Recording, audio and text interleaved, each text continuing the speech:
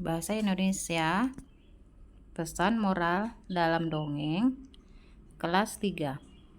Tujuan pembelajaran menguraikan pesan dalam dongeng yang disajikan secara tulis dengan tujuan untuk kesenangan.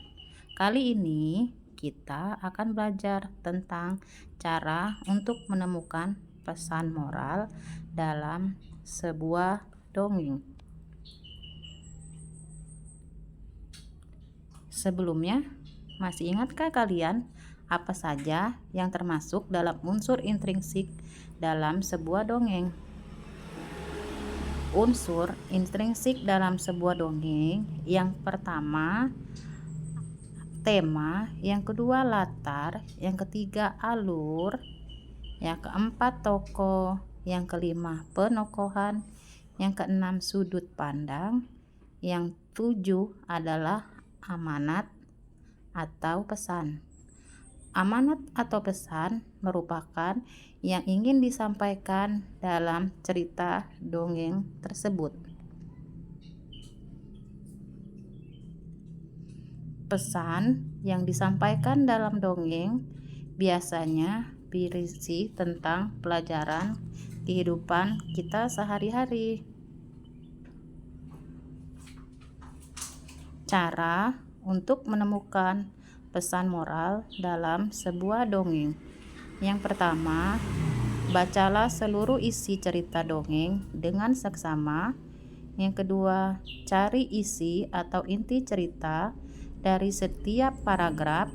Yang ketiga, pahami setiap isi atau inti cerita dalam setiap paragraf.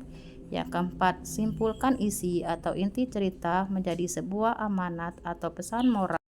Contoh-contoh sebuah dongeng. Yang pertama, ada anak gembala dan serigala. Yang kedua, semut dan belalang. Yang ketiga, Cinderella. Yang keempat, Aladin dan lampu ajaib. Kelima, petani dan anak harimau. Yang keenam, ada kuda dan siput.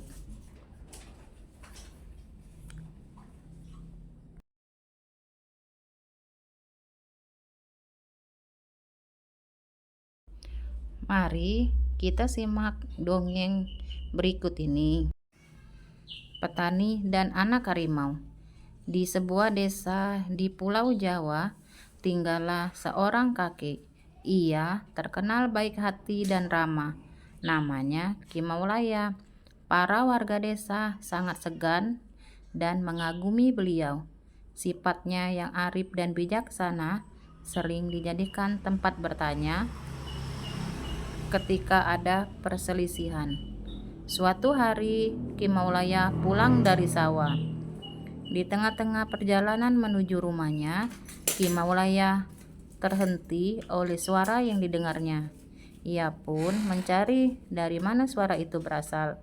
Dia menemukan sebuah lubang jebakan.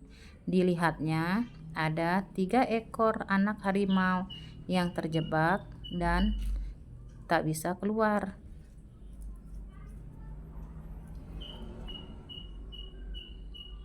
Melihat bahwa binatang yang dia temukan bisa membahayakannya, dia pun tertegun sejenak. Setelah beberapa saat terpaku, Ki Maulaya dapat menekan rasa takutnya. Aku percaya bahwa kebaikan pasti dibalas dengan kebaikan pula. Dikeluarkannya satu persatu anak harimau itu. Setelah semua terangkat, dia pun naik keluar dari lubang itu. Baru saja dia sampai di atas, tiba-tiba dari semak belukar keluar seekor harimau yang sangat besar.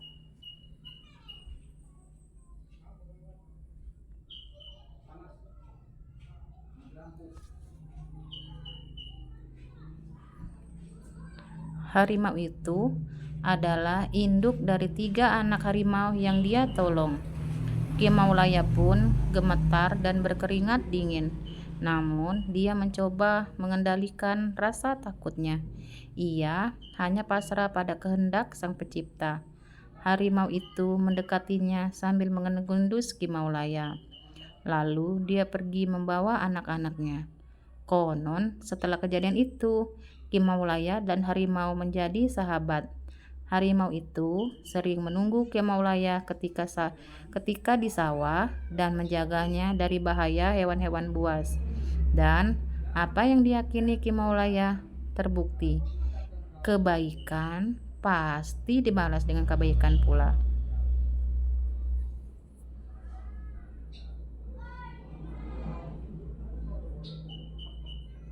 Pesan moral yang bisa kita dapat dari cerita dongeng Betani dan Anak Harimau,